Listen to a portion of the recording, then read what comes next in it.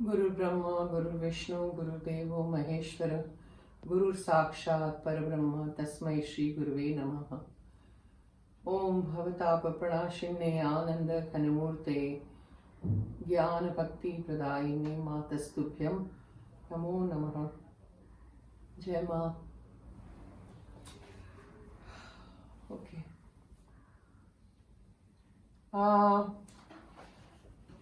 I'm going to talk a little bit, whatever I can remember from that interview, about Swami Nirgunanandaji. Now, he was a scientist and he had a lot of foreigners as friends. Okay, I'm forgetting all their names and all that. And he didn't have any money basically on him. So they were planning, he came to Rishikesh, I think.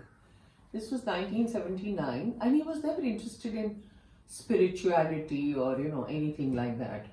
He was a very down to earth kind of person and rebel. He was a complete rebel. So he came and he went to his friend's room. I'm cutting it short, I'm not going into details. Whenever I'm able to post the video, you'll see the whole thing in detail. So he met this foreigner friend of his, and in his room he sees a photograph of Ma. And he says, "Who's this lady?" He says, "My mother is here, my mother is here," the foreigner went on saying.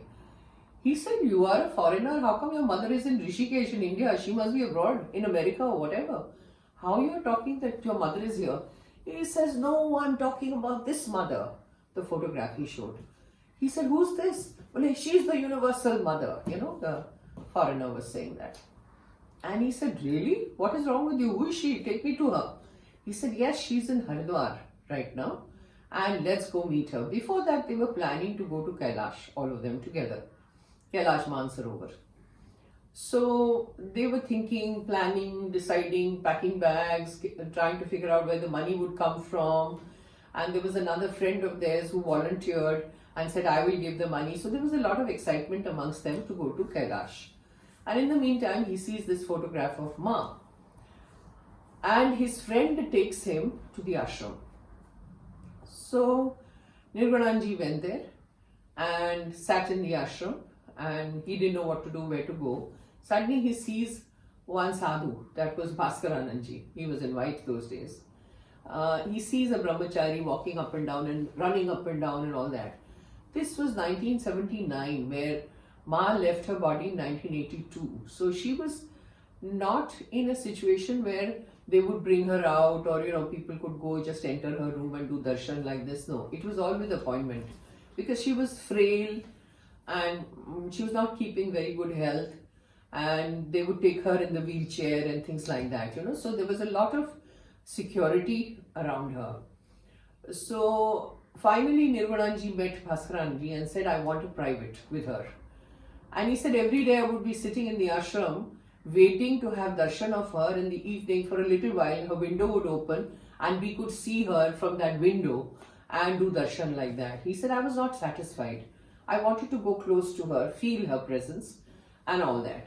So he requested Swami Bhaskaranji, and Bhaskaranji said, "Not today, not today. Everything is very busy just now and she doesn't have the time. You come." He says, "Then when?" He said, "You come tomorrow."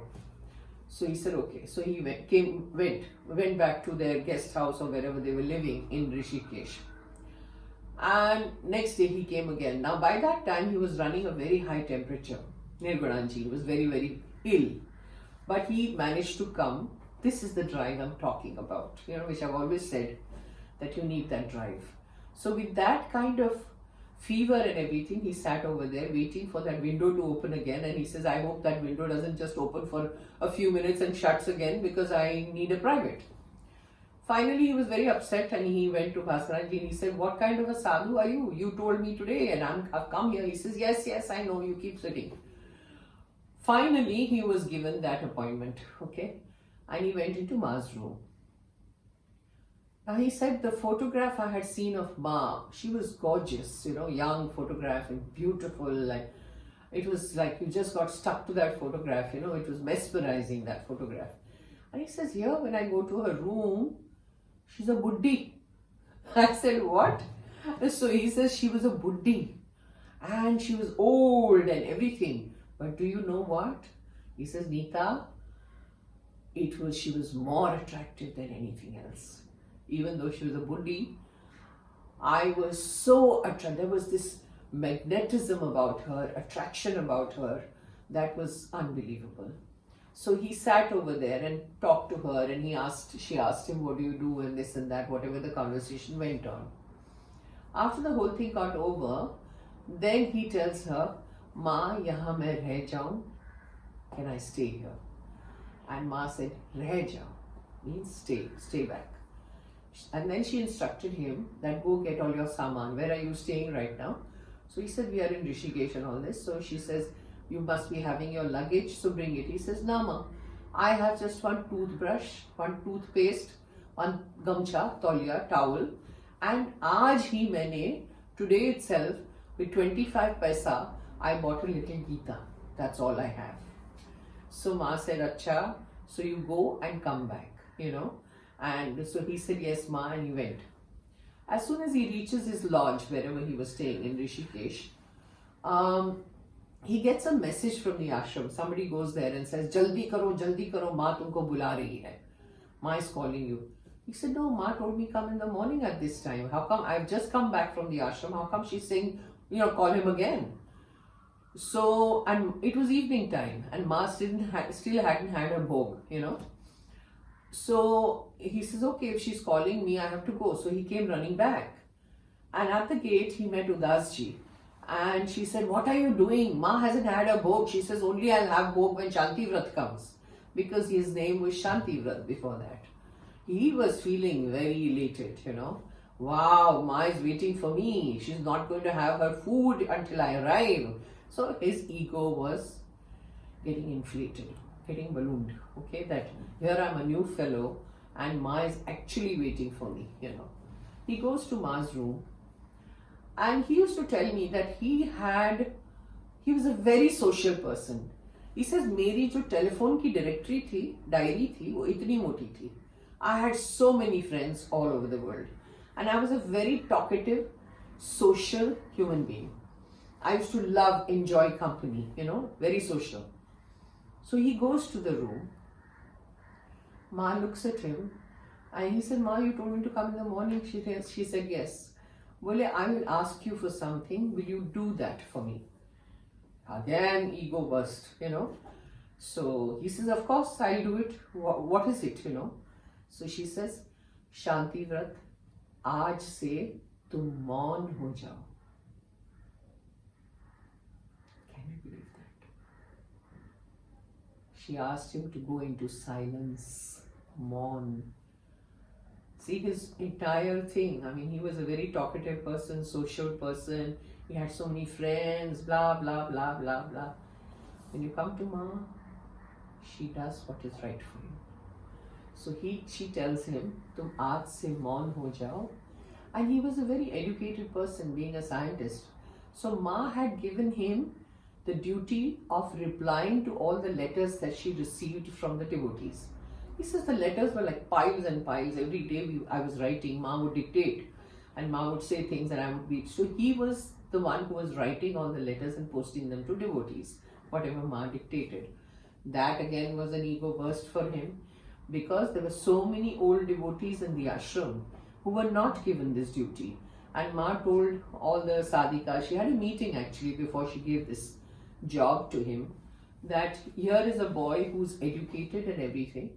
So why not we keep him as my letter writer, And he's educated, so he can write and he can do everything, So very reluctantly everybody looked at each other, because everybody they were so possessive about Ma. Everyone was. So they felt that here is a new boy who's entered the ashram. He's just arrived and Ma has given him this duty, where 24/7 he'll be with Ma only, because she has to keep dictating. There were so many letters arriving. So they were all little that streak of insecurity. And this man his ego was getting inflated day by day. So Ma told him कि जब तुमको काम हो, सिर्फ ये शरीर से बात करना और किसी से नहीं, बाकी तुम मौन. Now he had to write the letter, so whatever little bit he had to say, it was only to Ma. He was not given permission to talk to anyone in the ashram. not even Paramananji, who was our supremo of the ashram, Swami Paramananji. He was told not to talk to anyone. Swami Nirgunanandaji stayed in Mon for 3 years. 3 years, because Ma left in 82. After that, there was no Mon for him. So 3 years he was in silence, and 3 years he was writing all the letters that Ma dictated. Now, what happened in that? Because, like I said, his ego was getting inflated. So Ma had to do something about this, right? She would. So what happened next in my next video? Jai Ma. Om Bhavatāpa Pranashinne Ananda Ghanamurte Jnana Bhakti Pradayinne Matastubhyam Namo Namaha. Jai Ma.